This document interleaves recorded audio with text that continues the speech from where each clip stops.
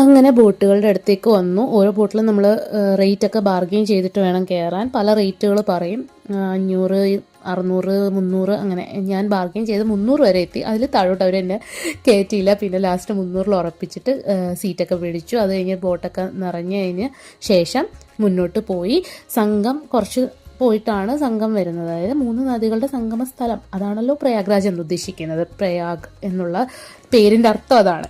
അങ്ങനെ ആ സംഗമിലേക്കാണ് എത്തിക്കൊണ്ടിരിക്കുന്നത്. എൻ്റെ ഒരു 10-20 വർഷങ്ങൾ മേലെയുള്ള എൻ്റെ ഒരു ആഗ്രഹമായിരുന്നു ഈ ഒരു ദിവസം, അല്ലെങ്കിൽ ഈ ഒരു മൊമെൻ്റ് എന്ന് പറയുന്നത്. അപ്പം എൻ്റെ മനസ്സ് ഭയങ്കര സന്തോഷമാണോ സങ്കടമാണോ എനിക്ക് എക്സ്പ്രസ് ചെയ്യാൻ എനിക്ക് തന്നെ മനസ്സിലാവാത്തൊരവസ്ഥയായിരുന്നു, ഒരു മരവിപ്പായിരുന്നു. പിന്നെ ഈ കാഴ്ചകളെന്ന് പറയുന്നത് അത് ഞാൻ എൻജോയ് ചെയ്യാതിരുന്നൊന്നുമില്ല, അത്യാവശ്യം നന്നായിട്ട് എൻജോയ് ചെയ്തു. പിന്നെ ഈ ഒരു മൂഡാപ്പ് എൻ്റെ ക്യാമറ ഫോൺ ഇതിലായിരുന്നു, കവറിലിരുന്നത് കൊണ്ടാണ്.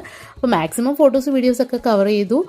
അത് കഴിഞ്ഞ് സംഗമിലേക്ക് എത്തുമ്പോഴത്തേക്ക് അവിടെ ഇങ്ങനെ ബോട്ടുകളൊക്കെ അടുപ്പിച്ചിട്ട് കൊടി കുത്തിയിട്ടുണ്ട്. അതായത് അവിടെ ഓരോ 2-3 ബോട്ടുകൾ അടുപ്പിച്ചിട്ടിട്ട് തട്ട് കെട്ടിയിട്ട് അവിടെയാണ് നമുക്ക് ഇറങ്ങാനുള്ള സൗകര്യമൊക്കെ ഉള്ളത്. പിന്നെ ഇങ്ങനെ പൂജ ചെയ്യാനൊക്കെ ആൾക്കാരൊക്കെ ഇരിപ്പുണ്ട്.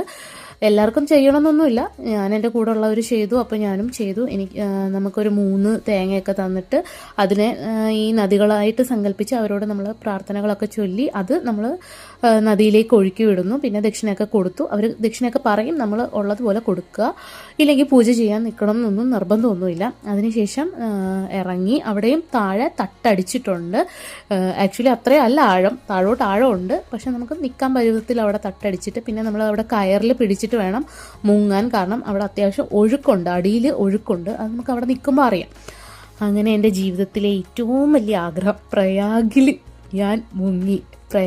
ഞാൻ പ്രയാഗിൽ മുങ്ങി. പിന്നെ ബോട്ടിൽ കയറിയിട്ട് കവറിൽ നിന്ന് ഫോണൊക്കെ എടുത്ത് കഴിഞ്ഞപ്പോഴത്തേക്ക് അവിടെ ഈ ഗംഗ യമുന 2 നദികളെ നമുക്ക് വ്യക്തമായിട്ട് കാണാം. രണ്ടും 2 കളറിലാണ് ഒഴുകുന്നത്. അപ്പോൾ അതൊക്കെ കണ്ടു. അതിനുശേഷം മടക്കയാത്രയായി. അവിടുന്ന് നമുക്ക് ഡ്രസ്സ് മാറാനുള്ള സൗകര്യമൊന്നുമില്ല. ചിലരിങ്ങനെ കമ്പിൽ സാരിയൊക്കെ ഇട്ട് ഡ്രസ്സ് ഇങ്ങനെ മാറുന്നൊക്കെ ഉണ്ടായിരുന്നു. അങ്ങനെ ഞാൻ അതിനൊന്നും നിന്നില്ല. പിന്നെ ഇങ്ങനെ മടക്കയാത്രയിൽ വന്നു. ഇങ്ങനെ വീണ്ടും ഫോട്ടോസ് വീഡിയോസൊക്കെ എടുത്തുകൊണ്ടിരുന്നു. ഈ ദേശാടന കിളികൾ ശരിക്കുണ്ട്. അപ്പോൾ അവർക്കുള്ള തീറ്റയൊക്കെ കൊടുക്കാനുള്ള ബോട്ടുകാരും ഒക്കെ നമ്മുടെ കൂട്ടത്തിലുണ്ടാവും. കുറേ പേര് അതൊക്കെ വാങ്ങി അവർക്ക് തീറ്റയൊക്കെ ഇട്ട്.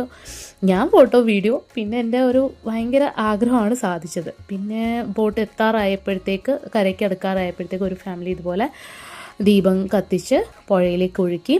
അവിടുന്ന് നടന്ന് ഇറങ്ങിയതിന് ശേഷം പോയത് അവിടെ അടുത്തൊരു ഹനുമാൻ ക്ഷേത്രമുണ്ട്. അവിടുത്തെ പ്രതിഷ്ഠ ഹനുമാൻ കിടക്കുന്ന രൂപത്തിലാണ്. അങ്ങനെ ഹനുമാൻ ക്ഷേത്രത്തിൽ പോയി അവിടുത്തെ ദർശനവും കഴിഞ്ഞ് പ്രയാഗിനോട് വിട പറഞ്ഞു.